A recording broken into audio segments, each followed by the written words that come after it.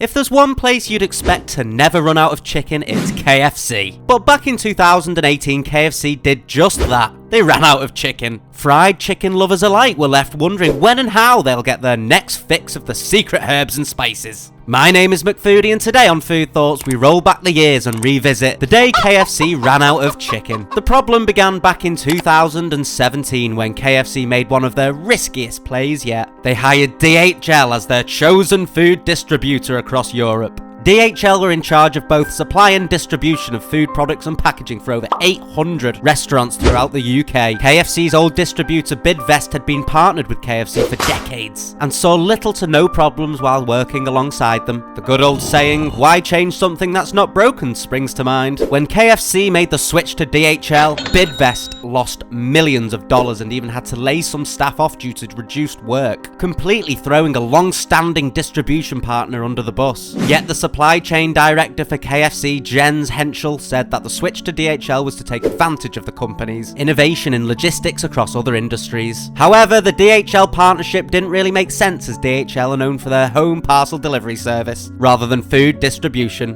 which they have little knowledge and expertise on, especially when it comes to managing an operation as big as KFC's. With the General Trade Union in the UK branding the supply issue as a bird-brained contract decision, within just weeks of taking over, DHL were struggling to keep up with the workload, as they were operating out of a single distribution centre in Rugby, England. Due to KFC's mass demand and DHL's struggle to keep up with the workload, many restaurants across the UK were running out of ingredients and running out fast. And by February the 20th, it all came crashing down as KFC had no other choice but to close its doors. A decision that supposedly cost KFC around £4.2 million a week. But it was not only KFC and its customers suffering, it was the workers too. This is because some KFC restaurants are KFC owned, whilst others are just franchisee operations. The KFC owned restaurants continued to pay their employees while the franchise operators were free to make their own decisions, meaning that some workers were left unpaid. One worker who contacted the BBC said that he had not received any shifts for the past week. The problem isn't our fault, but we're the ones who can't work.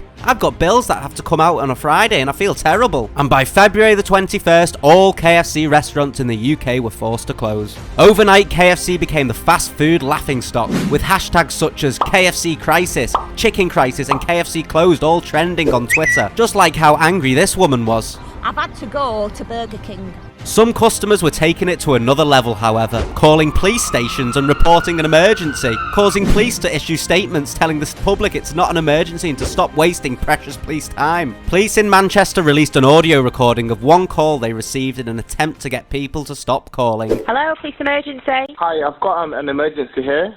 Basically, I don't know how you feel about this, but KFC is closed. I'm entirely not happy. I have to go to Burger King now. Then You don't speak to the police about it, full stop. It's not a police matter.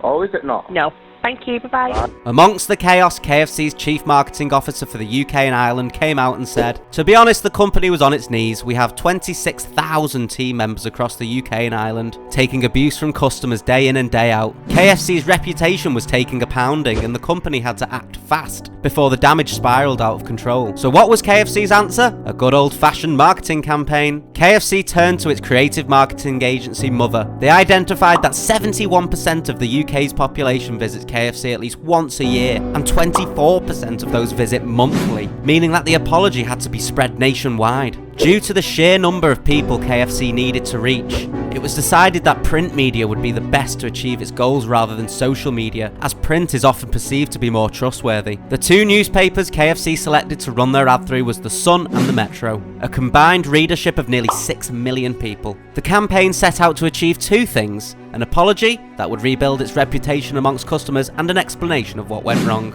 The campaign was nothing short of genius, titled FCK, an anagram for KFC. The bold, down-to-earth manner set out to recapture the hearts of customers through humour, using comedic lines such as, "A chicken restaurant without any chicken? It's not ideal. It's been a hell of a week, but we're making progress, and every day more and more fresh chicken is being delivered to our restaurants." The ad ended by directing customers to a dedicated website, where humour was again used to disarm customer frustration. The ad, which was published to the two newspapers on February the 23rd, received tremendous praise and customers found the humour in it.